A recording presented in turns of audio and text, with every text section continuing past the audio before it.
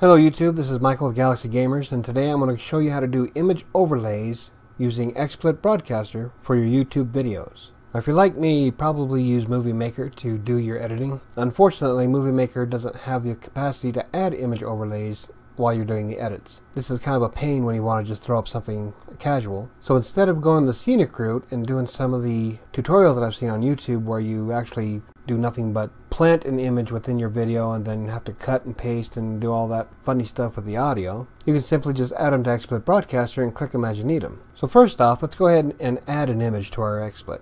I'm assuming you have XSplit Broadcaster installed, but if you don't, the link will be in the description down below. So with XSplit Broadcaster running, you click on the Add button here at the bottom. We're going to go ahead and click on Media File, and then you look for your images. Now mine will default to the YouTube video images that I have on my desktop. This is where I store all my stuff where I want to show. So I'm going to go ahead and do yoga, and I'm going to go ahead and add Captain America. Now the reason why I did this is because XSplit Broadcaster allows you to import all kinds of different file types. Yoga Girl is a JPEG, Captain America is a PNG. Now that we have our images imported into our video feed, what we're going to do is resize them so they don't cover up the camera once I start recording.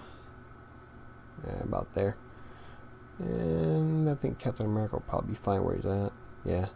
Okay, now before you start recording, you have to understand the hierarchy of how things work in Broadcaster, because if you don't, you're going to overlap your pictures. So Broadcaster will show the first thing that's in its list.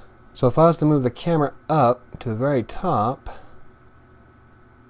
see how it shifted the other two down? And I went ahead and moved these guys here. I turned on my camera, it overlaps the images.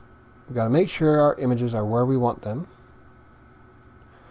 And make sure our camera isn't going to interfere. But what if you don't want to show the images when you first start recording?